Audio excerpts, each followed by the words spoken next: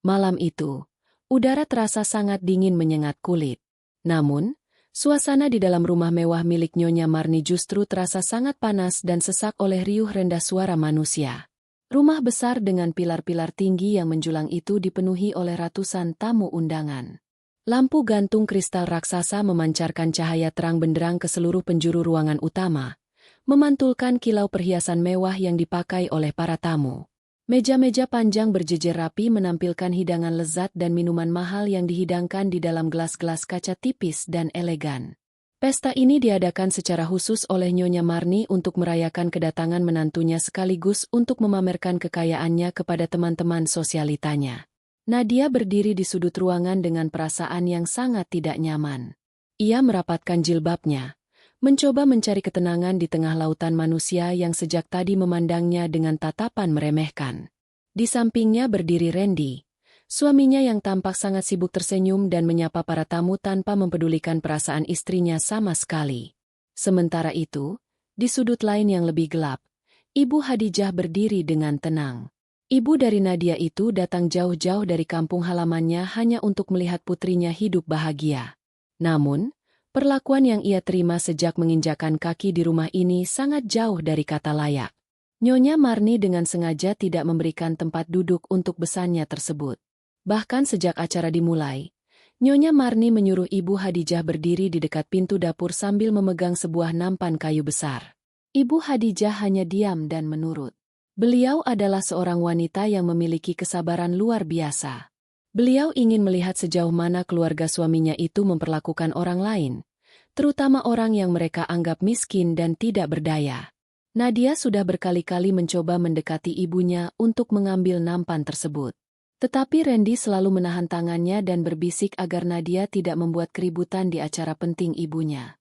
Suara dentingan sendok yang dipukul perlahan ke gelas kaca membuat seluruh ruangan mendadak hening.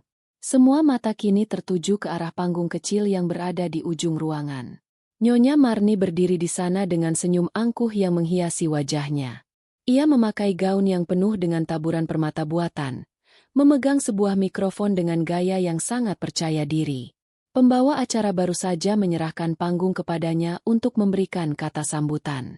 Nyonya Marni berdehem pelan, menatap satu persatu tamu yang hadir dengan tatapan bangga. Lalu pandangannya berhenti tepat di sudut ruangan tempat Ibu Hadijah berdiri. Senyum di wajah Nyonya Marni berubah menjadi seringai tajam yang penuh dengan niat buruk. Ia menunjuk ke arah Ibu Hadijah dengan jari telunjuknya. Selamat malam semuanya. Terima kasih sudah hadir di acara yang sangat sederhana ini. Saya mengundang kalian semua untuk merayakan kebahagiaan keluarga kami. Namun sebelum kita bersulang untuk malam ini, saya ingin memperkenalkan seseorang kepada kalian semua. Ucap Nyonya Marni dengan suara lantang yang menggema melalui pengeras suara. Semua tamu langsung menoleh ke arah yang ditunjuk oleh Nyonya Marni. Nadia merasakan jantungnya berdegup sangat kencang. Firasat buruk langsung menyelimuti pikirannya. Ia menatap Randy, berharap suaminya itu akan menghentikan apapun yang akan dikatakan oleh ibunya. Tetapi Randy hanya diam membuang muka, seolah-olah tidak melihat kepanikan di mata istrinya. Kalian lihat wanita tua yang berdiri di sudut sana? Itu dia pembantu miskin yang bekerja di sini. Lanjut Nyonya Marni dengan nada suara yang penuh dengan ejekan. Kalimat itu meluncur begitu saja dari mulutnya, menghantam dada Nadia seperti batu besar. Ruangan yang tadinya hening kini mulai diisi oleh suara bisik-bisik dan tawa tertahan dari para tamu. Beberapa orang secara terang-terangan menatap Ibu Hadijah dengan pandangan jijik. Ibu Hadijah sendiri masih berdiri tegak. Wajahnya tetap tenang tanpa menunjukkan sedikitpun rasa takut atau malu. Namun, tangannya memegang tepi nampan dengan sedikit lebih erat. Nadia merasa darahnya mendidih. Ia melangkah maju, mencoba menghentikan penghinaan tersebut. Namun suara Nyonya Marni kembali terdengar menggelegar ke seluruh penjuru ruangan. Hei pembantu, kenapa kamu hanya diam saja di sana? Jangan hanya mematung dan menikmati suasana pesta. Cepat bawa nampan itu dan cuci semua piring kotor di dapur sekarang juga. Kami tidak membayarmu untuk bersantai-santai di depan tamu-tamu pentingku. Seru Nyonya Marni sambil tertawa sinis. Tawa itu langsung diikuti oleh tawa renyah dari beberapa tamu terdekatnya. Mereka memandang kejadian itu sebagai sebuah hiburan yang sangat menyenangkan. Nadia tidak bisa menahan diri lagi. Ia menarik napas panjang, menepis tangan Randy yang mencoba menahannya lagi. Ibu, apa yang ibu katakan? Dia adalah ibuku. Bagaimana ibu bisa menghina ibuku di depan semua orang seperti ini? Teriak Nadia dengan suara yang bergetar menahan amarah dan tangis. Suaranya cukup keras hingga terdengar oleh orang-orang di sekitarnya. Tatapan para tamu kini beralih kepada Nadia. Beberapa dari mereka mulai saling berbisik, menyadari bahwa wanita tua yang disuruh mencuci piring itu ternyata adalah ibu kandung dari menantu Nyonya Marni sendiri. Nyonya Marni sama sekali tidak merasa bersalah atau malu. Ia justru mendelik tajam ke arah Nadia. Sudah, diam kamu Nadia. Jangan membuat malu keluarga ini di depan teman-temanku. Kalau kamu tidak suka melihat ibumu bekerja, kamu boleh ikut ke dapur dan mencuci piring bersamanya. Lagi pula, dari mana asal kalian berdua kalau bukan dari tempat yang susah? Kalian harus sadar diri dan tahu di mana tempat kalian yang sebenarnya di rumah ini. Balas Nyonya Marni dengan nada mengancam. Randy yang berdiri tidak jauh dari Nadia segera menarik lengan istrinya dengan kasar. Ia berbisik dengan nada mendesis di telinga Nadia, menyuruh istrinya untuk diam dan tidak merusak suasana. Namun kata-kata Randy sudah tidak ada artinya lagi bagi Nadia. Penghinaan ini sudah melewati batas nalar dan kemanusiaan. Melihat ibunya mulai melangkahkan kaki dengan kepala menunduk menuju arah dapur, pertahanan diri Nadia benar-benar hancur. Tumpukan piring kotor yang ada di atas meja terdekat seolah menjadi saksi bisu atas ketidakadilan yang terjadi di depan matanya. Kesabaran yang selama ini ia bangun demi menjaga kehormatan suaminya runtuh seketika. Nadia menatap tajam ke arah Randy yang hanya berdiri mematung. Pria yang seharusnya menjadi pelindungnya itu justru menjadi pengecut yang bersembunyi di balik kekuasaan ibunya. Nadia melepaskan cengkraman Randy dengan satu hentakan keras yang membuat pria itu terhuyung mundur. Tanpa mengucapkan sepatah kata pun kepada suaminya, Nadia membalikkan badan dan berjalan dengan langkah cepat penuh amarah menuju meja utama. Meja utama itu terletak tepat di bawah lampu kristal yang paling terang. Di atasnya tersusun rapi puluhan gelas kaca mahal yang menjulang tinggi membentuk sebuah piramida indah. Meja itu juga dipenuhi dengan berbagai hidangan paling mewah yang disajikan khusus untuk tamu kehormatan Nyonya Marni. Nadia berhenti tepat di depan meja tersebut. Matanya menatap lurus ke arah Nyonya Marni yang masih berdiri di atas panggung dengan mikrofon di tangannya. Suasana ruangan masih dipenuhi dengan suara bisik-bisik merendahkan dari para tamu. Nadia mengangkat kedua tangannya tinggi-tinggi, lalu dengan sekuat tenaga ia menghantam permukaan meja itu. Suara hantaman keras bergema di seluruh ruangan, mengalahkan alunan musik lembut yang masih terdengar dari sudut ruangan. Hantaman itu membuat meja bergetar hebat. Piramida gelas kaca yang disusun dengan susah payah itu langsung goyah dan runtuh. Seketika gelas-gelas itu jatuh berserakan menimpa piring-piring hidangan lalu jatuh ke lantai pualam dengan suara pecahan yang sangat memekakan telinga. Pecahan kaca berterbangan ke segala arah membuat beberapa tamu yang berdiri di dekat meja menjerit ketakutan dan mundur beberapa langkah. Cairan minuman tumpah membasahi taplak meja yang mahal, mengalir deras hingga menetes ke lantai. Keheningan total langsung menyergap ruangan itu. Tidak ada satupun orang yang berani bersuara. Musik tiba-tiba dimatikan oleh petugas yang bertugas. Semua mata kini menatap ngeri ke arah Nadia yang berdiri tegak dengan napas memburu di tengah kekacauan tersebut. Wajah Nyonya Marni memerah menahan amarah yang meledak-ledak. Ia mencengkeram mikrofon di tangannya dengan sangat kuat hingga buku-buku jarinya memutih. Nadia, apa yang sudah kamu lakukan? Kamu gila. Kamu tahu berapa harga meja dan semua gelas itu? Kamu dan ibumu yang miskin itu tidak akan pernah bisa menggantinya seumur hidup kalian. Teriak Nyonya Marni dengan suara melengking. Wajah angkuhnya kini berubah menjadi wajah penuh kebencian. Ia menunjuk-nunjuk Nadia dari atas panggung, berharap menantunya itu akan menunduk takut dan meminta maaf. Namun yang terjadi justru sebaliknya. Nadia menegakkan kepalanya, membalas tatapan Nyonya Marni dengan sorot mata yang dingin dan tajam. Harga diri ibuku jauh lebih mahal dari seluruh isi rumah ini beserta seluruh kesombongan yang ibu pamerkan malam ini. Ibu pikir kekayaan bisa membeli kehormatan? Ibu pikir dengan menghina ibuku, Ibu menjadi orang yang lebih tinggi derajatnya? Sekarang biarkan aku menunjukkan siapa yang sebenarnya menjadi pembantu dan pengemis di rumah ini. Jawab Nadia dengan suara yang sangat lantang dan jelas. Suaranya menggema ke seluruh ruangan, memecah kesombongan yang sejak tadi dibangun oleh Nyonya Marni. Randy berlari menghampiri Nadia dengan wajah panik. Ia berusaha menarik tangan Nadia untuk membawanya pergi dari tempat itu. Nadia, hentikan. Kamu membuat kita semua malu. Cepat minta maaf kepada ibu sekarang juga sebelum semuanya menjadi lebih buruk. Bisik Randy dengan nada memaksa. Ia terus melirik ke arah para tamu yang kini mulai menatap keluarganya dengan pandangan penuh tanda tanya. Citra keluarga sempurna yang selalu dibanggakan oleh Randy kini hancur berkeping-keping di depan matanya sendiri. Nadia menepis tangan Randy dengan kasar. Ia menatap suaminya dengan pandangan jijik yang tidak ditutupi lagi. Kamu yang seharusnya malu. Randy, kamu berdiri diam saat istrimu dan ibumu sendiri diinjak-injak harga dirinya. Kamu bukan laki-laki. Kamu hanya sebuah boneka yang rela menjual martabat demi kenyamanan palsu ini. Mulai detik ini, aku tidak butuh pembelaanmu, ucap Nadia tegas. Kata-kata itu membuat Randy terdiam kaku. Ia menelan ludah, tidak berani membalas tatapan tajam istrinya. Dari kejauhan, Clarissa yang sejak tadi bersembunyi di antara kerumunan tamu mulai terlihat gelisah. Ia terus memperhatikan pertengkaran itu dengan wajah cemas. Takut rahasia perselingkuhannya dengan Randy akan ikut terbongkar. Tanpa mempedulikan Randy yang masih mematung, Nadia melangkah dengan pasti menuju panggung tempat Nyonya Marni berdiri. Langkah kakinya terdengar tegas di atas lantai pualam, melewati pecahan-pecahan kaca yang berserakan.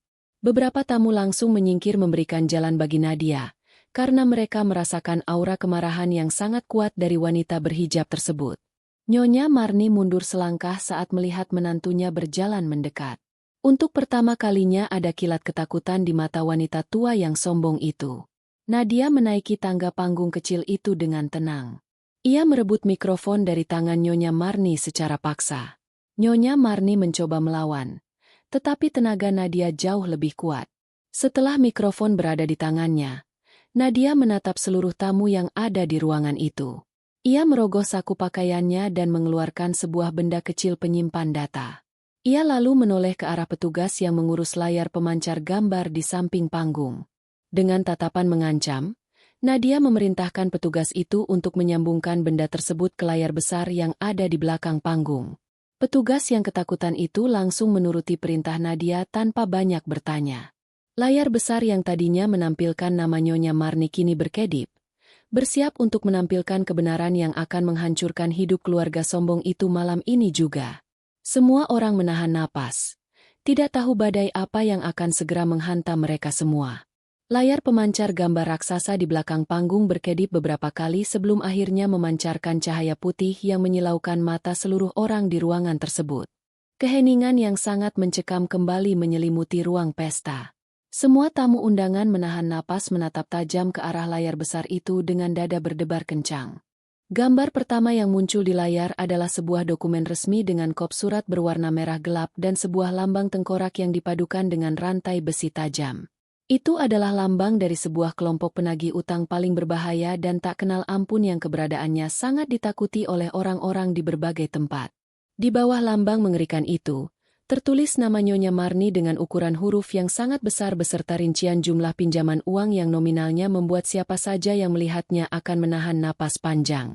Angka 0 yang berjejer panjang di belakang angka utama itu membuktikan betapa besarnya utang yang melilit wanita sombong yang malam ini bergaya bak ratu penguasa tersebut. Nadia memegang mikrofon dengan erat. Tatapannya menyapu seluruh wajah tamu undangan yang kini mulai memucat. Ia menarik napas panjang lalu mulai berbicara dengan nada suara yang sangat tenang namun mengiris hati siapa saja yang mendengarnya. Tuan dan Nyonya sekalian, selamat datang di pesta kebohongan terbesar malam ini. Silakan perhatikan baik-baik layar di belakang saya. Semua kemewahan yang kalian nikmati malam ini, mulai dari makanan lezat, minuman mahal, perhiasan berkilau yang menempel di leher wanita tua di sebelah saya ini, hingga bangunan rumah mewah ini sendiri sama sekali bukan miliknya. Semuanya adalah hasil dari uang pinjaman berbunga sangat tinggi dari kelompok penagih utang paling kejam yang tidak akan segan-segan melukai siapa saja yang menghalangi jalan mereka demi mendapatkan uangnya kembali. Mendengar ucapan Nadia, Nyonya Marni membelalakan matanya dengan lebar. Wajahnya yang semula merah padam karena marah kini berubah menjadi pucat pasi seperti mayat. Seluruh tubuhnya bergetar hebat. Ia melangkah maju dengan gerakan kaku, mencoba merebut mikrofon dari tangan menantunya. Bohong. Dia berbohong. Jangan dengarkan wanita gila ini. Matikan layar itu sekarang juga. Ini semua hanya fitnah yang dibuat-buat untuk menjatuhkan nama baik keluargaku. Jerit Nyonya Marni dengan suara parau yang terdengar sangat menyedihkan. Ia memukul-mukul udara dengan kedua tangannya, berusaha meraih wajah Nadia, tetapi Nadia dengan mudah menghindari serangan lemah tersebut. Nadia bahkan tidak perlu menggunakan banyak tenaga untuk membuat mertuanya itu tersungkur jatuh terduduk di atas lantai panggung. Nadia kembali menatap para tamu yang kini mulai berbisik panik satu sama lain. Ia menekan sebuah tombol pada alat pengendali di tangannya dan gambar di layar seketika berganti. Kini yang terpampang jelas di layar raksasa itu adalah puluhan lembar halaman belakang dari dokumen perjanjian utang tersebut. Di sana terdapat sebuah daftar panjang berisi nama-nama orang lengkap dengan tanda tangan dan alamat rumah mereka masing-masing. Itu adalah halaman penjamin utang. Nadia sengaja memperbesar gambar tersebut hingga nama-nama itu bisa dibaca dengan sangat jelas dari sudut ruangan manapun tanpa terkecuali. Tuan dan Nyonya, tahukah kalian bahwa nama kalian semua ada di daftar penjamin utang Nyonya Marni kepada kelompok penagih utang paling berbahaya ini? Suara Nadia kembali menggema. Kali ini membawa sebuah kenyataan yang jauh lebih mengerikan bagi para tamu undangan. Nyonya Marni bukan hanya menipu kalian dengan kekayaan palsunya. Dia dengan sengaja memalsukan tanda tangan kalian yang hadir saat kalian mengisi buku tamu di depan pintu masuk tadi. Buku tamu bersampul bludru yang kalian isi dengan senang hati itu bukanlah buku kenangan biasa. Itu adalah lembar persetujuan bahwa kalian semua bersedia menanggung seluruh beban utang berjumlah luar biasa besar ini jika Nyonya Marni gagal melunasinya pada tenggat waktu yang telah ditentukan. Dan asal kalian tahu, tenggat waktu pembayaran itu jatuh tepat pada malam hari ini, saat ini juga. Kepanikan yang sesungguhnya akhirnya meledak menghancurkan tata krama ruangan tersebut. Seorang pria paruh baya yang berdiri di barisan paling depan menunjuk ke arah layar dengan jari gemetar hebat. Itu namaku. Demi Tuhan, itu namaku dan tanda tanganku dipalsukan di sana. Ini gila. Wanita ini benar-benar gila dan mau membunuh kita semua. Teriaknya histeris dengan wajah memerah ketakutan. Kepanikan pria itu langsung menjalar ke seluruh ruangan seperti api yang melahap ranting kering di musim kemarau. Para tamu sosialita yang tadinya berdiri dengan anggun kini mulai menjerit ketakutan setengah mati. Mereka saling dorong menembus kerumunan untuk melihat layar lebih dekat, memastikan apakah nama mereka juga tercantum di sana. Dan ketika mereka menemukan nama mereka benar-benar tertera di dokumen mematikan itu, jeritan ketakutan dan umpatan kasar semakin bersahut-sahutan tidak terkendali. Nyonya Marni yang masih duduk bersimpuh di lantai panggung memegang kepalanya dengan kedua belah tangannya. Ia menggelengkan kepalanya berkali-kali. Air matanya mulai menetes deras merusak riasan wajah mahalnya. Ia tidak menyangka rahasia terbesarnya yang ia simpan rapat-rapat selama ini bisa dibongkar dengan begitu mudah dan kejam oleh menantu yang selama ini selalu ia anggap sebagai sampah jalanan. Tidak, jangan salahkan aku. Aku hanya butuh sedikit waktu lagi untuk memutar uangnya. Aku pasti akan membayarnya. Tolong percaya padaku, teman-teman. Ratap Nyonya Marni memohon belas kasihan kepada teman-temannya yang kini menatapnya dengan penuh kebencian. Namun tidak ada satupun tamu yang mempedulikan tangisannya yang memuakkan itu. Nadia kembali bersuara mengalahkan keributan suara manusia di bawah panggung. Kalian marah karena nama kalian dipalsukan secara licik? Simpan kemarahan kalian untuk nanti. Karena kelompok penagih utang ini tidak akan peduli apakah tanda tangan kalian itu asli atau palsu. Di mata mereka yang gelap mata oleh uang, nama yang tertulis di kertas itu adalah mangsa yang harus dikejar sampai dapat. Mereka akan mendatangi rumah kalian satu persatu, merampas seluruh harta benda kalian, dan mungkin saja melukai keluarga kalian jika uang utang ini tidak segera dilunasi malam ini juga. Jadi, sebelum kalian menyalahkan ibuku yang sejak awal kalian sebut sebagai pembantu miskin, Sebaiknya kalian mulai memikirkan keselamatan nyawa kalian sendiri. Randy yang sejak tadi berdiri mematung di tengah ruangan kini berlari terbirit-birit mendekati panggung dengan wajah pias pasi. Ia memanjat naik dan mencengkeram kedua bahu ibunya dengan sangat kasar, seolah tidak peduli jika bahu ibunya terluka. Ibu, apa yang sebenarnya sudah ibu lakukan? Benarkah semua ini nyata? Ibu berutang pada kelompok lintah darat berdarah dingin itu dan berani menjaminkan semua orang di sini? Bagaimana dengan nasibku? Ibu? Mereka bisa membunuhku hidup-hidup. Teriak Randy tanpa sedikit pun rasa hormat tersisa kepada ibunya. Rasa takut akan kematian dan siksaan telah melenyapkan sisa-sisa akal sehat pria tersebut. Ia bahkan sama sekali tidak mencoba membela ibunya di depan ribuan tatapan menghakimi dari orang banyak. Nyonya Marni menangis terseduh-seduh memeluk kedua kaki anak laki-laki kesayangannya itu erat-erat. Maafkan ibu, Randy. Ibu hanya ingin pesta keluargamu terlihat paling megah di antara yang lain. Ibu hanya ingin kita dihormati oleh semua orang. Tolong bantu ibu menyelesaikan masalah besar ini. Isaknya dengan suara memilukan yang menyayat hati. Namun, Randy justru memberikan perlawanan yang tak terduga. Ia menendang tangan ibunya dengan keras hingga terlepas dari kakinya. Ia melangkah mundur dengan tatapan ngeri penuh keengganan. Seolah-olah ibu kandungnya sendiri adalah sebuah penyakit menular mematikan yang harus segera dihindari. Di tengah adegan drama ibu dan anak kandung yang terlihat sangat menyedihkan itu, Nadia berdiri tegak layaknya seorang hakim agung yang sedang bersiap menjatuhkan hukuman seumur hidup. Ia melirik jam tangan sederhananya sekilas. Waktu yang ia tunggu-tunggu sedari tadi akhirnya tiba jua. Silakan kalian saling menyalahkan sampai puas. Silakan lari menjauh selagi kalian masih bisa menopang tubuh pengecut kalian sendiri. Karena dalam waktu kurang dari 3 menit, tempat yang kalian puji-puji dan sebut sebagai istana megah ini akan menjadi saksi bisu kehancuran massal. Para penagih utang itu tidak pernah datang berkunjung dengan tangan kosong, dan bisa kupastikan mereka sudah mengepung tempat ini dari segala arah. Ucapan Nadia yang diucapkan dengan sangat dingin itu bukanlah sebuah ancaman kosong belaka. Sebelum ada satu orang pun dari tamu undangan yang sempat mencerna kalimat terakhirnya secara penuh, sebuah suara ledakan kecil terdengar samar dari arah halaman luar rumah. Disusul oleh suara hantaman benda keras berbahan logam yang membentur pintu gerbang besi dengan sangat brutal. Suasana pesta yang dipenuhi kemewahan itu dalam sekejap mata berubah total menjadi arena kengerian yang nyata dan mencekam. Nadia menurunkan mikrofon perlahan-lahan dari mulutnya, membiarkan kebenaran yang baru saja ia ungkapkan bekerja sendirian untuk menghancurkan mental semua orang sombong yang berada di ruangan itu tanpa menyisakan empati sedikit pun. Nadia melangkah menuruni panggung kecil itu dengan sangat hati-hati, membiarkan Nyonya Marni terus meratap merana dan berguling-guling putus asa di atas lantai. Tatapan matanya lurus ke depan, menembus lautan manusia yang kini sedang dilanda kepanikan luar biasa. Setiap pasang mata yang tadi menatapnya dengan sangat rendah kini memancarkan sorot ketakutan yang teramat mendalam dan kosong. Ibu Hadijah masih berdiri di tempat yang sama persis dari tadi, tepat di sudut ruangan dekat pintu yang menghubungkan area dapur.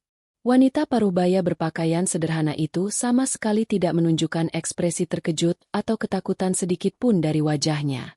Beliau meletakkan nampan kayu besar yang sejak tadi dipegangnya teguh ke atas sebuah meja hias kecil di dekatnya dengan gerakan yang sangat tenang dan penuh wibawa. Nadia berjalan teratur menghampiri ibunya tersayang, meraih tangan yang mulai sedikit keriput itu dengan lembut, lalu perlahan menuntunnya menjauh dari kerumunan orang-orang yang mulai bertingkah beringas dan tidak beraturan. Beliau hanya bertanya singkat, apakah Nadia sudah yakin dengan segala tindakannya malam ini? Dan Nadia mengangguk mantap sambil membawa ibunya ke tempat duduk yang dirasa paling aman untuk menonton kekacauan yang akan segera terjadi. Suara gedoran keras yang menghantam gerbang depan perlahan berganti menjadi suara dobrakan benda berat yang dipukulkan secara paksa. Bongkahan batu bata yang cukup besar melesat masuk menembus jendela kaca tebal di ruang tamu bagian depan, menghantam dinding pualam dengan suara berdebum yang keras lalu jatuh menggelinding bebas ke tengah ruangan. Tirai-tirai berbahan kain sutra yang menjuntai sangat indah kini robek memanjang dan tertutup oleh deburan debu pecahan kaca yang tajam.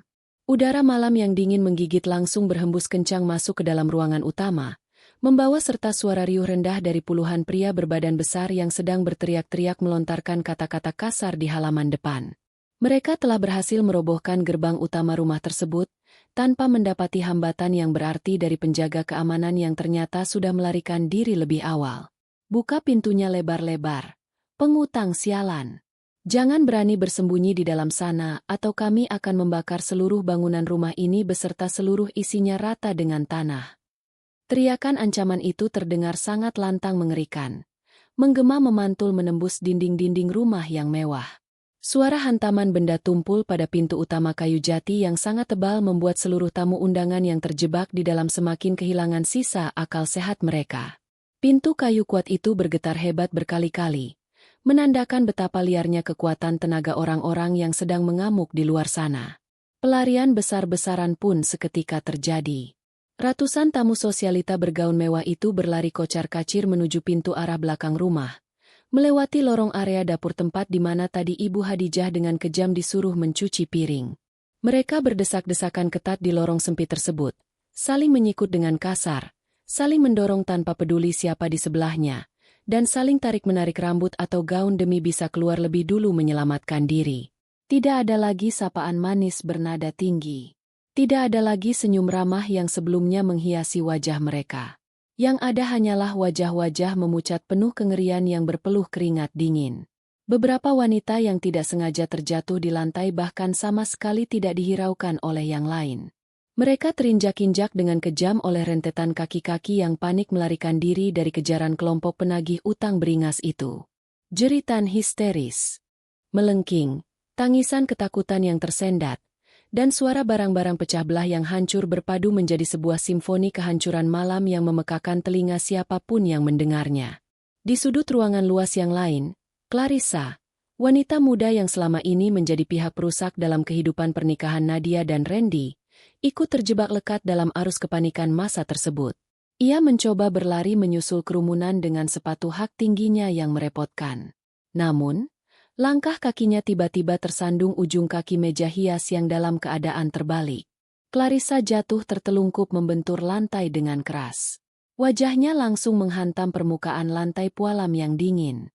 Ia menjerit kesakitan sejadi-jadinya, lalu mendongak mencari sosok pria pelindungnya dan mulai memanggil-manggil nama Randy dengan suara parau untuk meminta pertolongan segera. "Randy, tolong aku cepat. Jangan berani tinggalkan aku sendirian di sini," teriak Clarissa sambil merangkak susah payah mencoba meraih ujung kaki celana pria yang selama ini selalu rajin memanjakannya dengan uang-uang hasil perbuatan curang. Namun Randy, yang pikiran dangkalnya sudah sepenuhnya dipenuhi oleh bayang-bayang ketakutan akan siksaan kematian, sama sekali tidak menoleh walau hanya sekilas ke arah wanita selingkuhannya itu. Randy hanya sibuk mengedarkan pandangan mencari tempat persembunyian yang dirasa paling aman untuk dirinya sendiri. Ia segera merangkak bersembunyi di bawah meja panjang besar tempat berbagai hidangan lezat disajikan sebelumnya, menyembunyikan kepalanya rapat-rapat di antara kedua lututnya sendiri sambil menangis terseduh-seduh tersengal-sengal layaknya anak kecil yang tersesat dan kehilangan arah pulang. Celana kain mahalnya seketika basah kuyup berbau pesing. Ia mengompol karena rasa takut yang teramat sangat telah mengambil alih seluruh saraf-saraf kendali tubuhnya. Ia dengan mudahnya mengabaikan ibunya yang meratap minta tolong, mengabaikan istrinya yang telah ia hianati, dan kini ia juga dengan kejam mengabaikan wanita simpanannya. Karakter asli sesungguhnya dari seorang pria berhati pengecut benar-benar terekspos terbuka tanpa sisa pelindung sedikit pun di malam yang penuh bencana ini. Nyonya Marni sendiri sama sekali belum beranjak bangun dari tempat jatuhnya semula di atas lantai panggung kecil. Rambutnya yang tadinya disanggul sangat rapi paripurna kini berantakan menutupi sebagian wajahnya. Riasan wajahnya yang dikerjakan selama berjam-jam luntur seketika oleh campuran air mata keputusasaan dan keringat dingin ketakutan. Ia merangkak turun perlahan-lahan menuruni anak tangga panggung dengan sisa tenaga. Tangannya gemetar mencoba meraih ujung gaun atau celana siapa saja yang kebetulan melintas lari di dekatnya untuk meminta pertolongan dan perlindungan. "Tolong bantu aku. Jangan biarkan aku tertinggal sendiri. Aku memohon pada kalian. Lindungi aku dari orang-orang jahat itu." Rintihnya dengan suara serak parau yang sangat menyedihkan didengar telinga. Namun kenyataan memang sangat pahit. Setiap kali tangannya berhasil meraih kain pakaian tamu, tangan lemahnya langsung ditepis dengan sangat kasar oleh mereka yang sedang mati-matian melarikan diri. Tidak ada satu orang pun dari kumpulan sosialita itu yang sudi mengorbankan nyawa berharga mereka demi menyelamatkan seorang wanita penipu tamak yang telah secara sengaja menjebak mereka semua ke dalam lubang daftar utang yang membawa maut. Pintu utama dari pahatan kayu jati itu pada akhirnya hancur berkeping-keping berserakan di lantai, akibat hantaman benda-benda berat bertubi-tubi dari arah luar halaman. Serpihan kayunya terlempar kuat ke segala arah menyebar di karpet tebal. Belasan pria bertubuh kekar menyeramkan dengan raut wajah garang dan mengenakan pakaian kasual serba gelap gulita melangkah kasar memasuki ruang dalam rumah bergaya klasik tersebut. Mereka membawa bilah tongkat besi padat, untayan rantai tebal, dan benda-benda keras membahayakan lainnya yang digenggam erat di tangan kanan maupun kiri mereka. Sorot mata mereka terlihat sangat liar dan penuh emosi, menatap menyapu sekeliling mencari-cari sosok mangsa utama yang dengan beraninya telah menipu kelompok menakutkan mereka selama berbulan-bulan lamanya tanpa rasa bersalah. Beberapa pria kasar dari rombongan tersebut langsung memukul secara membabi buta benda-benda hiasan berharga yang masih berdiri utuh di penjuru ruangan itu. Guci-guci hias antik berukuran besar dihancurkan berkeping-keping tanpa ampun. Lukisan-lukisan berbingkai mahal dirobek ditarik dari tempatnya bertahta. Rumah mewah pameran kesombongan itu kini benar-benar menjelma mirip dengan area peperangan usai diserang musuh yang hancur lebur berantakan tanpa bentuk. Di saat semua orang di penjuru ruangan menjerit histeris dan berlarian panik menyelamatkan nyawa mereka masing-masing, sebuah pemandangan yang amat sangat bertolak belakang justru terlihat kontras di salah satu sudut ruang keluarga yang tidak jauh dari kekacauan. Nadia duduk santai dengan posisi tenang di sebuah kursi berlengan tunggal berbahan kulit empuk, menyilangkan salah satu kakinya dengan gerakan yang sangat anggun dan berkelas. Tangannya memegang sebuah pegangan cangkir teh porselen putih yang permukaannya masih mengeluarkan kepulan asap panas tipis ke udara. Tepat di kursi sofa sebelahnya, Ibu Hadijah duduk manis bersandar dengan sangat nyaman, mengamati semua kekacauan luar biasa itu dengan pandangan mata yang benar-benar datar tanpa menunjukkan emosi apapun. Ibu dan anak perempuan itu seakan-akan hanya sedang duduk rileks menonton sebuah pertunjukan teater panggung yang sedang berlangsung tepat di hadapan mata mereka. Sama sekali tidak terpengaruh oleh kebisingan yang merusak telinga dan ancaman bahaya fisik yang sudah sepenuhnya berada di depan mata. Nadia, apakah minuman tehmu rasanya kurang manis? Ibu bisa menambahkan sedikit gula jika kau mau. Tanya Ibu Hadijah tiba-tiba dengan nada suara yang teramat biasa dan ringan, memecah kesunyian aneh di antara mereka berdua di tengah hiruk-pikuk kehancuran ruangan. Sama sekali mengabaikan suara jeritan panjang Nyonya Marni yang saat ini posisinya sudah dikelilingi oleh 3 orang pria berbadan besar mengerikan tepat di area tengah ruangan. Nadia menyesap cairan tehnya secara perlahan-lahan tanpa terburu-buru, menikmati kehangatannya sejenak, lalu meletakkan perlahan cangkir porselen itu kembali ke atas tatakan alasnya agar tidak tumpah. Ia tersenyum sangat tipis. Matanya terus menatap lekat lurus ke arah pemandangan mantan mertuanya yang kini sedang menangis keras memohon-mohon ampun sambil berkali-kali mencium permukaan lantai marmer di bawah ujung sepatu keras para penagih utang tersebut. Tidak sama sekali, Ibu. Rasanya sudah sangat pas di lidahku. Sama persis seperti rasa malam ini, kepahitan yang harus mereka telan paksa saat ini terasa jauh lebih memuaskan daripada rasa manis buatan dari makanan apapun di dunia ini. Jawab Nadia dengan nada tenang yang sangat meyakinkan. Ia tidak berniat sedikit pun untuk beranjak bangkit dari tempat duduk nyamannya. Apalagi jika harus mengeluarkan tenaga untuk menolong nyawa wanita yang beberapa jam yang lalu dengan pongahnya menyuruh ibunya mencuci piring-piring kotor di dapur. Pemimpin kelompok penagih utang beringas itu melangkah masuk dengan santai pada barisan paling akhir setelah anak buahnya. Pria itu memiliki perawakan tubuh yang sangat tinggi dan luar biasa besar dengan sebuah bekas luka sayatan memanjang yang melintang jelas di bagian pipi kirinya. Wajah kasarnya mengeras menahan penuh amarah yang menumpuk. Ia berjalan santai dengan langkah kaki yang terdengar sangat berat mendekati kerumunan menghampiri tubuh Nyonya Marni yang tidak berhenti terus-menerus bersujud pasrah di area kakinya. Pemimpin menakutkan itu perlahan mengangkat tongkat besinya tinggi-tinggi ke udara, seakan-akan sedang mengukur jarak untuk bersiap memberikan pelajaran fisik pertama kepada wanita penuh tipu muslihat tersebut. Nyonya Marni sontak memejamkan kedua matanya rapat-rapat menjerit memanggil-manggil nama Sang Pencipta. Yang lucunya tidak pernah sedikit pun ia ingat ketika ia masih sibuk bergelimang harta benda yang jelas-jelas bukan miliknya. Nadia meletakkan cangkirnya menjauh, menyandarkan keseluruhan punggungnya ke sandaran kursi, bersiap mengamati babak baru dari kejatuhan fatal keluarga sombong yang selama bertahun-tahun ini selalu menindas kehidupannya tanpa kenal ampun. Keadilan duniawi kini datang bukan bersumber dari sebuah ruang ketukan palu pengadilan, melainkan berasal langsung dari tangan-tangan kasar orang-orang yang merasa telah dikhianati haknya. Dan Nadia akan membiarkan proses hukum alam itu terjadi seutuhnya tanpa ada niat tersembunyi untuk menghentikannya sama sekali. Hukuman yang sebenarnya baru saja memulai langkah pertamanya malam ini. Suasana di dalam ruang tamu yang megah itu mendadak berubah menjadi sangat ganjil dan mencekam dengan cara yang berbeda. Suara teriakan histeris para tamu yang tersisa di sudut ruangan perlahan mereda digantikan oleh kesunyian yang amat sangat berat. Pemimpin kelompok penagih utang yang dipanggil dengan nama Bang Garong itu masih berdiri dengan tegak. Namun tangannya yang memegang tongkat besi kini perlahan turun ke samping tubuhnya. Matanya yang tajam dan dipenuhi bekas luka itu tidak lagi menatap Nyonya Marni yang sedang bersujud di kakinya, melainkan tertuju lurus ke sudut ruangan tempat Ibu Hadijah duduk dengan tenang. Seluruh anak buahnya yang berjumlah belasan orang itu juga ikut terdiam, mengikuti arah pandangan pemimpin mereka dengan raut wajah yang beralih dari beringas menjadi penuh kebingungan dan ketakutan yang mendalam. Nyonya Marni yang mengira ajalnya sudah dekat perlahan membuka matanya dengan gemetar. Ia melihat Bang Garong melangkah menjauh darinya. Melewati pecahan kaca dan reruntuhan guci mahal tanpa mempedulikannya lagi, Bang Garong berjalan dengan langkah yang sangat teratur. Bukan lagi langkah seorang pemburu yang sedang mengejar mangsa, melainkan langkah seorang bawahan yang sedang menghadap atasannya. Langkah kaki berat itu berhenti tepat 3 meter di depan kursi tempat Ibu Hadijah duduk. Tanpa diduga oleh siapapun di ruangan itu, pria raksasa yang sangat ditakuti oleh seluruh kota itu meletakkan tongkat besinya di lantai, lalu membungkukkan tubuhnya sangat rendah hingga kepalanya sejajar dengan lutut. Seluruh anak buahnya yang melihat hal itu serentak mengikuti gerakan pemimpin mereka, membungkuk dengan hormat yang amat sangat dalam kepada wanita yang tadi dihina sebagai pembantu miskin. Mohon ampun yang sebesar-besarnya, Nyonya Besar Hadijah. Saya benar-benar tidak menyadari bahwa Anda berada di tempat yang penuh dengan kotoran ini.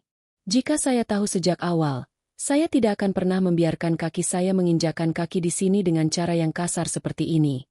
Ucap Bang Garong dengan suara yang kini terdengar sangat rendah dan penuh dengan nada gemetar. Suaranya tidak lagi menggelegar penuh ancaman, melainkan dipenuhi dengan rasa hormat yang hampir menyerupai ketakutan. Para tamu yang masih bersembunyi di balik sofa dan meja hanya bisa melongo tidak percaya melihat pemandangan yang sangat tidak masuk akal tersebut. Nyonya Marni dan Randy membeku di tempat mereka masing-masing, seolah-olah waktu baru saja berhenti berputar bagi mereka berdua.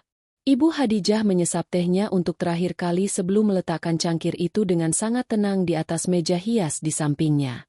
Beliau menatap Bang Garong dengan pandangan mata yang datar, seolah-olah pemandangan pria tangguh yang sedang membungkuk di depannya itu adalah hal yang sudah biasa beliau lihat setiap hari. Berdirilah, Garong. Aku tidak menyalahkanmu karena menjalankan tugasmu untuk menagih hakmu. Namun, caramu masuk rumah orang lain tanpa permisi masih saja tidak berubah sejak terakhir kali kita bertemu di lahan utara. Ucap Ibu Hadijah dengan suara yang tenang, namun memiliki wibawa yang sangat kuat hingga membuat Bang Garong langsung menegakkan tubuhnya dengan wajah yang penuh dengan rasa sungkan. Terbongkarlah sebuah kenyataan besar yang selama ini disembunyikan dengan rapat oleh Ibu Hadijah dari keluarga menantunya. Ibu Hadijah bukanlah wanita kampung biasa yang tidak memiliki apa-apa. Beliau adalah pemilik sah dari lahan luas yang di atasnya berdiri markas besar kelompok penagih utang pimpinan Bang Garong. Lebih dari itu, Ibu Hadijah adalah sosok yang bertahun-tahun lalu menyelamatkan nyawa Bang Garong saat pria itu sedang berada di titik terendah hidupnya dan hampir kehilangan segalanya karena dikhianati oleh anak buahnya sendiri. Seluruh aset kekayaan, bangunan kantor hingga izin operasional kelompok tersebut berada di bawah kendali yayasan rahasia milik keluarga Ibu Hadijah. Tanpa perlindungan dan bantuan dana dari Ibu Hadijah, kelompok Bang Garong sudah lama bubar dan dijebloskan ke dalam penjara oleh pihak berwajib. Nyonya Besar, wanita tua di sana itu sudah menipu kami selama berbulan-bulan. Dia memalsukan banyak dokumen dan menggunakan nama banyak orang untuk mengambil uang dalam jumlah yang sangat besar. Kami hanya datang untuk mengambil apa yang menjadi hak kami sesuai dengan perintah yang kami terima dari kantor pusat. Jelas Bang Garong sambil menunjuk ke arah Nyonya Marni yang masih terduduk lemas di lantai. Mendengar penjelasan itu, Ibu Hadijah hanya mengangguk perlahan. Beliau bangkit dari duduknya diikuti oleh Nadia yang segera berdiri di samping ibunya untuk memberikan dukungan. Ibu Hadijah berjalan mendekati Nyonya Marni yang kini menatapnya dengan pandangan kosong penuh rasa tidak percaya. "Marni, kamu memanggilku pembantu miskin dan menyuruhku mencuci piring di depan semua teman-temanmu. Kamu pikir dengan memakai perhiasan pinjaman ini, kamu menjadi lebih mulia dariku? Kamu bahkan tidak tahu bahwa tanah yang dipijak oleh rumah mewahmu ini sebenarnya adalah milikku yang kamu sewa melalui pihak ketiga dengan dokumen yang ternyata juga bermasalah," kata Ibu Hadijah dengan nada bicara yang tidak menunjukkan amarah. Namun, setiap katanya terasa seperti sembilu yang menyayat hati Nyonya Marni. Nadia yang berdiri di belakang ibunya hanya bisa tersenyum dingin melihat mertuanya yang kini terlihat seperti tikus yang terjepit di sudut ruangan. Nyonya Marni mencoba berbicara, namun lidahnya terasa sangat kaku. Ia ingin meminta maaf, namun rasa malu dan terkejut yang luar biasa besar telah melumpuhkan seluruh indranya. Ia menoleh ke arah Randy. Namun, anaknya itu justru menyembunyikan wajahnya lebih dalam kebalik meja, tidak berani menatap wajah mertuanya yang ternyata adalah orang yang sangat berkuasa. Suasana di dalam ruangan itu kini benar-benar berada di bawah kendali penuh Ibu Hadijah. Bang Garong dan anak buahnya hanya berdiri diam menunggu perintah selanjutnya dari wanita yang mereka anggap sebagai pelindung utama mereka. "Garong, bawa orang-orangmu keluar sekarang. Jangan ada satupun barang di rumah ini yang dirusak lebih jauh sebelum aku memberikan izin. Tunggu di halaman depan dan pastikan tidak ada satupun orang dari keluarga ini yang mencoba melarikan diri lewat pintu manapun. Aku memiliki urusan keluarga yang harus diselesaikan terlebih dahulu sebelum kalian membawa mereka untuk mempertanggungjawabkan utang-utangnya," perintah Ibu Hadijah dengan tegas. Bang Garong segera memberikan hormat terakhirnya dan dengan satu instruksi singkat, seluruh anak buahnya bergerak mundur dengan sangat teratur keluar dari rumah tersebut, meninggalkan Nyonya Marni, Randy, dan Nadia dalam sebuah lingkaran ketegangan yang baru saja akan dimulai. Setelah kelompok penagih utang itu keluar dari dalam rumah, suasana tidak lantas menjadi tenang. Nadia melangkah maju ke tengah ruangan. Tepat di hadapan Nyonya Marni yang masih tidak sanggup berdiri, Nadia menatap berkeliling mencari sosok suaminya yang masih bersembunyi dengan sangat memalukan di bawah meja panjang. Nadia berjalan menghampiri meja itu, lalu dengan satu gerakan yang sangat bertenaga, ia menarik taplak meja hingga seluruh sisa makanan dan peralatan makan jatuh berantakan ke lantai. Randy yang tadinya bersembunyi kini terlihat jelas oleh semua orang dalam keadaan yang sangat mengenaskan. Celananya basah, wajahnya sembab karena tangis ketakutan, dan tubuhnya terus bergetar tanpa henti. "Keluar dari sana, Randy. Jangan bersikap seperti pengecut di depan istrimu dan ibumu sendiri.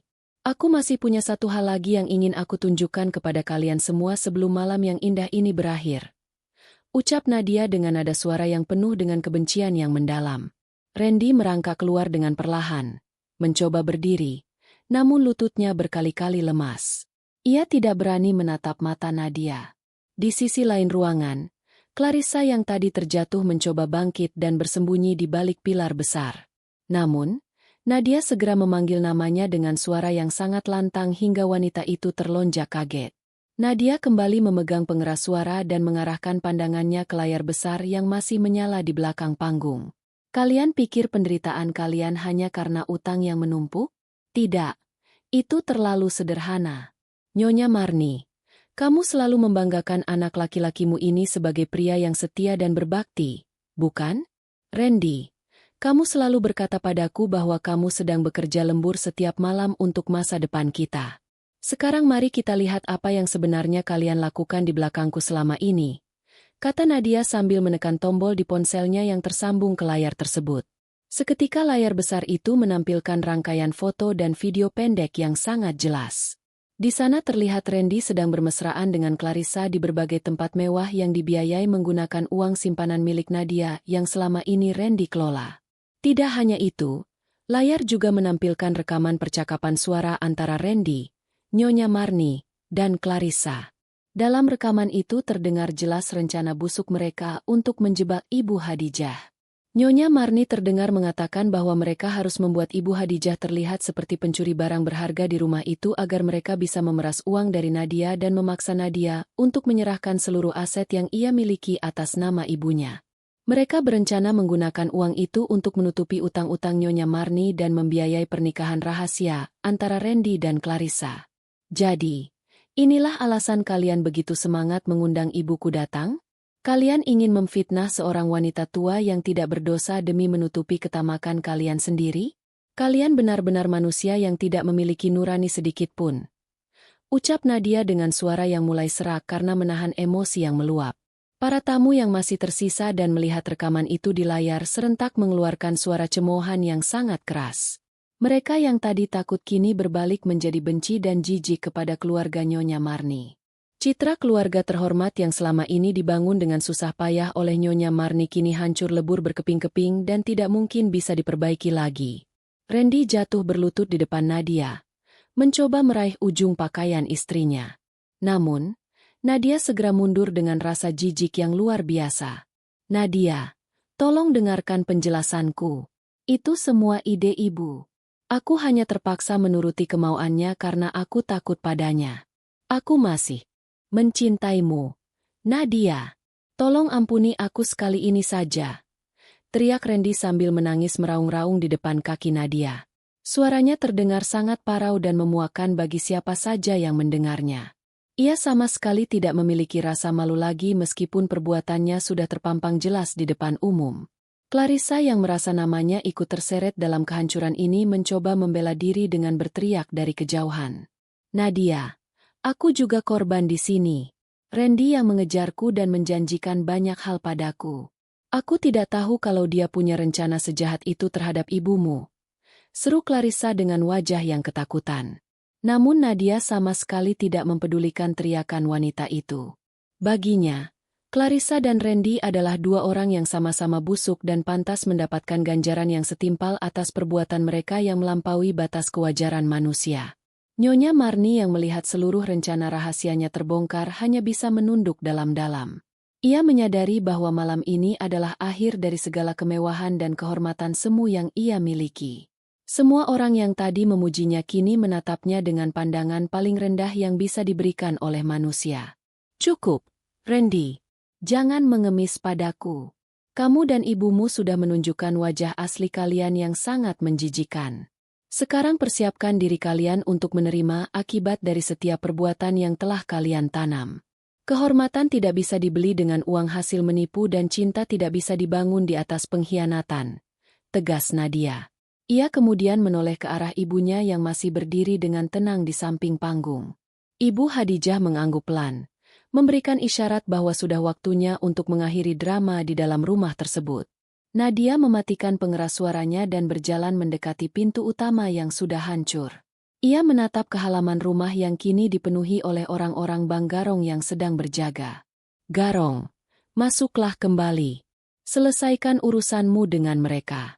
Aku sudah tidak memiliki hubungan apa-apa lagi dengan orang-orang di dalam rumah ini. Lakukan apa yang menurutmu perlu dilakukan untuk mendapatkan kembali hakmu. Selama itu tidak melanggar aturan hukum yang berlaku. Perintah Nadia.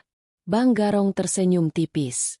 Sebuah senyuman yang menandakan bahwa penderitaan Nyonya Marni dan Randy yang sesungguhnya baru saja akan dimulai dengan cara yang jauh lebih berat dari sekadar hinaan kata-kata.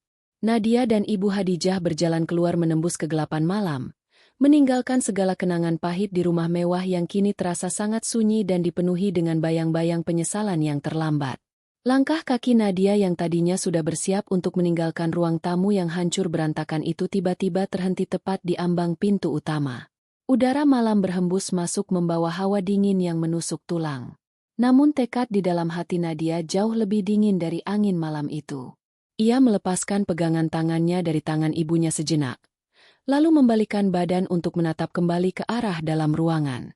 Nyonya Marni dan Randy masih tersungkur di atas lantai pualam yang penuh dengan pecahan kaca dan sisa makanan.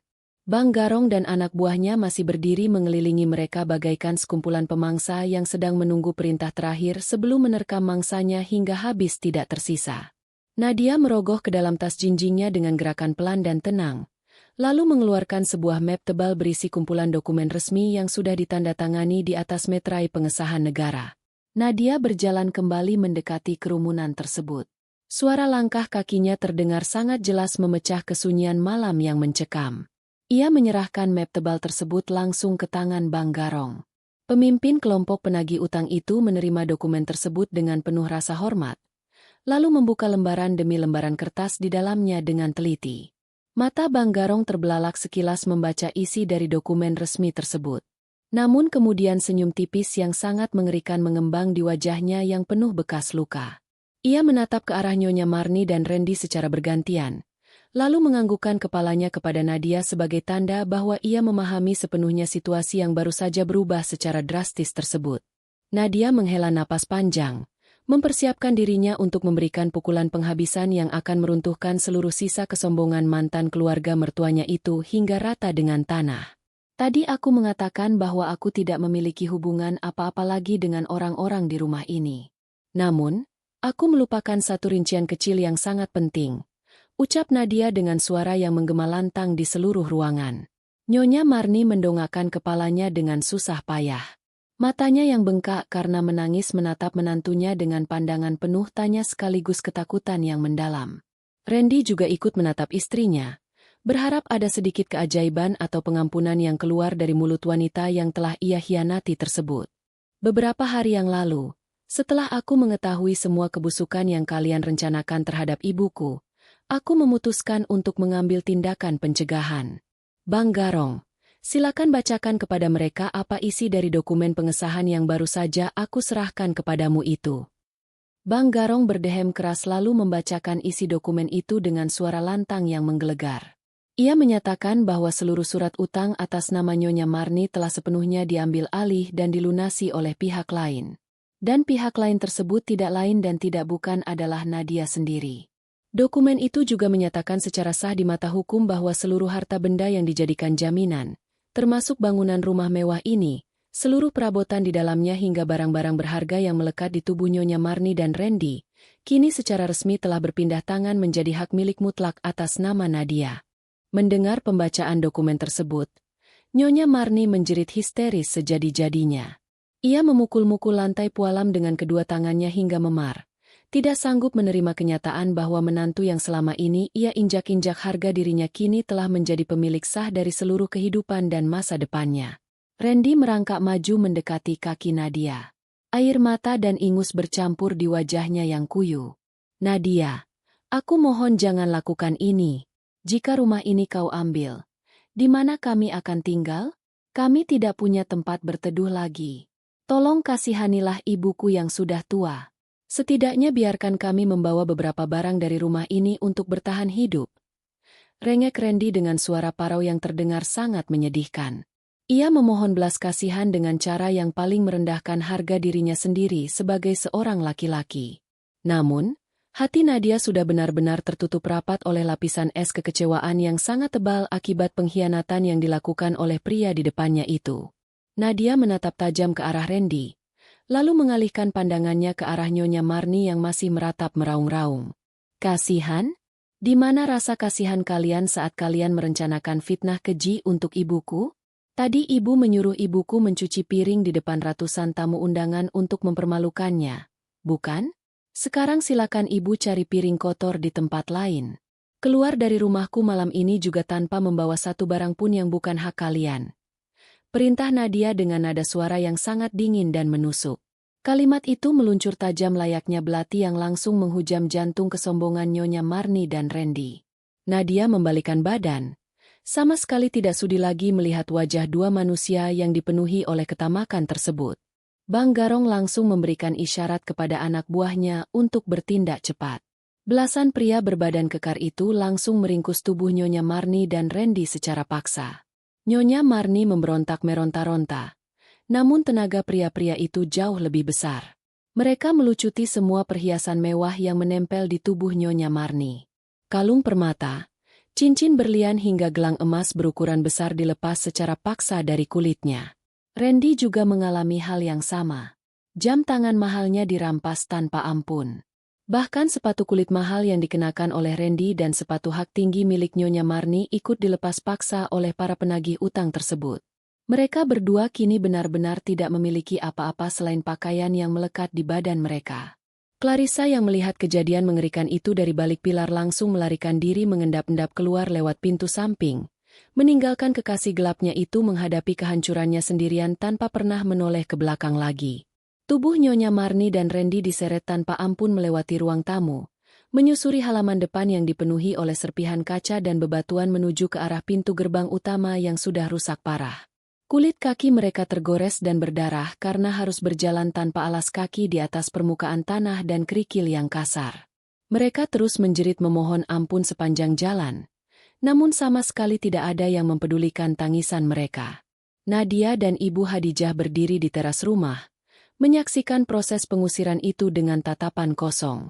Langit malam yang sedari tadi mendung akhirnya menumpahkan air hujannya dengan sangat deras, seolah-olah semesta juga ikut melampiaskan kemarahannya kepada dua manusia tamak tersebut.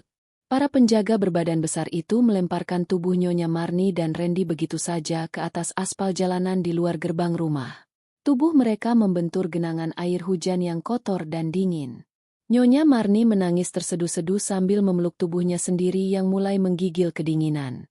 Randy mencoba berdiri dan menggedor-gedor sisa pagar besi pembatas, memanggil-manggil nama istrinya berulang kali menembus derasnya suara hujan badai. Namun, pintu gerbang itu segera ditutup rapat dan dikunci ganda dari arah dalam oleh anak buah Bang Garong. Mereka berdua kini benar-benar terbuang, diusir dari istana pasir yang selama ini mereka banggakan tanpa memiliki tempat tujuan, tanpa harta benda, dan tanpa harga diri yang tersisa di tengah malam yang gelap dan diguyur hujan lebat yang seakan tidak akan pernah berhenti. 3 bulan telah berlalu sejak malam badai kehancuran yang merenggut seluruh kehidupan mewah Nyonya Marni dan Randy. Kehidupan yang dulunya dipenuhi oleh pelayanan kelas atas, makanan berlimpah, dan tempat tidur yang sangat empuk, kini hanya tinggal ingatan masa lalu yang terasa seperti mimpi buruk yang tidak berujung. Mereka kini terdampar di sebuah kawasan pasar tradisional yang sangat padat dan kotor. Aroma busuk dari tumpukan sampah sayuran yang membusuk, genangan air bercampur lumpur, dan bau amis dari los penjual ikan menjadi pemandangan yang harus mereka hadapi setiap hari sejak matahari terbit hingga malam kembali menjelang. Mereka tidak memiliki tempat tinggal yang layak, hanya tidur beralaskan potongan kardus bekas di emperan toko yang tutup pada malam hari, berlindung dari angin malam bermodalkan kain sarung lusuh yang banyak tambalan. Randy, pria yang dulunya selalu tampil rapi dengan setelan jas mahal dan aroma minyak wangi yang menyengat, kini harus menelan pil pahit kenyataan. Tubuhnya yang tidak pernah melakukan pekerjaan berat kini dipaksa menjadi kuli panggul serabutan di pasar tersebut. Sejak pagi buta, Randy harus memanggul karung-karung beras, sayuran, hingga kotak buah-buahan yang bobotnya jauh melebihi kekuatan otot punggungnya. Keringat bercucuran deras membasahi pakaian lusuhnya yang sudah berminggu-minggu tidak dicuci dengan benar. Telapak tangannya yang dulu halus kini dipenuhi oleh kapalan kasar dan luka lecet yang seringkali mengeluarkan darah akibat gesekan tali karung yang keras. Setiap kali ia mencoba beristirahat sejenak, mandor pasar akan datang meneriakinya dengan kata-kata kasar, bahkan tidak jarang menendang kakinya agar ia kembali bekerja tanpa henti. Upah yang ia dapatkan dalam sehari pun sangat jauh dari kata cukup, hanya sekadar bisa membeli 2 bungkus nasi dengan lauk tempe sederhana untuk mengganjal perutnya dan ibunya yang selalu kelaparan. Rasa penyesalan yang teramat dalam selalu menghantui pikiran Randy di setiap tarikan napasnya yang berat. Ia teringat kembali pada malam di mana ia diusir dengan sangat hina dari rumahnya sendiri. Pada malam itu, setelah mereka kedinginan di tengah hujan lebat, Randy sempat mencari Clarissa ke tempat tinggal wanita itu dengan harapan mendapat tempat berteduh.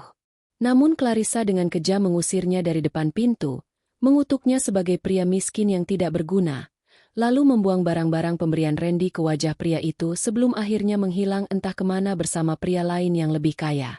Kehilangan harta, istri yang setia, dan wanita simpanan secara bersamaan dalam waktu 1 malam benar-benar menghancurkan mental Randy hingga titik terendah seorang manusia. Ia sadar betul bahwa ini semua adalah hukuman dari semesta atas segala pengkhianatan dan kelemahan karakternya yang selalu bersembunyi di balik kekuasaan ibunya yang palsu. Penderitaan yang jauh lebih tragis dialami oleh Nyonya Marni.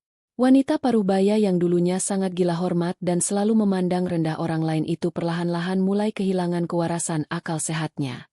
Tekanan mental akibat jatuh miskin secara mendadak membuat otaknya tidak sanggup menerima kenyataan yang ada.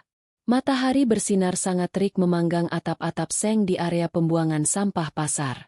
Randy yang baru saja selesai memanggul beban berat berjalan gontai mencari ibunya untuk membagikan sebungkus nasi yang berhasil ia beli. Langkah Randy terhenti di dekat tumpukan sampah sayuran basi yang dikerumuni oleh lalat.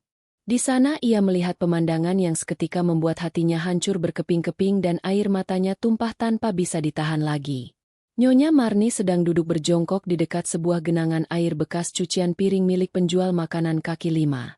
Rambutnya sangat kusut masai penuh debu dan pakaiannya kotor berlumur noda lumpur yang mengering. Di tangannya terdapat beberapa pecahan piring plastik dan mangkuk kotor yang ia pungut dari tempat sampah. Nyonya Marni menggosok piring-piring kotor itu dengan tangan kosongnya menggunakan air kubangan yang keruh, sambil terus berbicara sendiri dengan suara yang aneh dan pandangan mata yang kosong. Ia tersenyum lebar kepada udara kosong di sekitarnya, seolah-olah ia sedang berbicara kepada teman-teman sosialitanya. Lihat, aku sedang mencuci piring-piring ini untuk pesta besar kita nanti malam. Semua hidangan harus disajikan di atas piring yang berkilau. Jangan khawatir. Pestaku akan menjadi yang paling meriah sepanjang masa. Gumam Nyonya Marni berulang-ulang dengan nada riang yang terdengar sangat menyayat hati. Kutukan Nadia pada malam itu benar-benar menjadi kenyataan yang paling mengerikan. Nyonya Marni kini menghabiskan sisa hidupnya sebagai pencuci piring kotor di jalanan kotor, ditemani oleh anjing-anjing liar yang berkeliaran mencari sisa tulang di dekatnya. Randy berlari menghampiri ibunya, memeluk tubuh wanita tua yang berbau menyengat itu sambil menangis terseduh-seduh. Ibu, sadarlah. Tolong hentikan semua ini. Kita sudah tidak memiliki pesta apa-apa lagi. Ini nasi untuk ibu makan. Tolong hentikan mencuci sampah-sampah ini. Isak Randy mencoba menarik pecahan piring dari tangan ibunya. Namun, Nyonya Marni justru marah dan mendorong tubuh Randy dengan tenaga yang tidak terduga, menuduh Randy sebagai pelayan nakal yang ingin merusak acara pestanya. Pertengkaran menyedihkan antara anak dan ibu yang sudah kehilangan akal itu menjadi tontonan gratis bagi para pengunjung pasar yang lalu lalang tanpa memberikan rasa simpati sedikitpun. Namun, karma belum selesai menyiksa Randy hari itu. Dari arah gang sempit di pasar, muncul 3 orang pemuda berwajah preman dengan tato penuh di lengan mereka. Mereka adalah kelompok penagih utang kelas Tri yang dulu pernah meminjamkan sedikit uang kepada Randy untuk biaya makan di minggu-minggu pertama mereka hidup di jalanan. Karena Randy belum mampu membayar bunga pinjaman yang terus membengkak, ketiga preman itu langsung menarik kerah baju Randy, menyeretnya menjauh dari ibunya, lalu menghajarnya beramai-ramai tanpa ampun di tengah keramaian pasar. Pukulan dan tendangan bertubi-tubi mendarat di wajah dan perut Randy. Ia hanya bisa meringkuk memeluk lututnya, menahan rasa sakit yang luar biasa mematikan. Sementara dari kejauhan ibunya masih terus tertawa kosong sambil menggosok piring kotor di tangannya.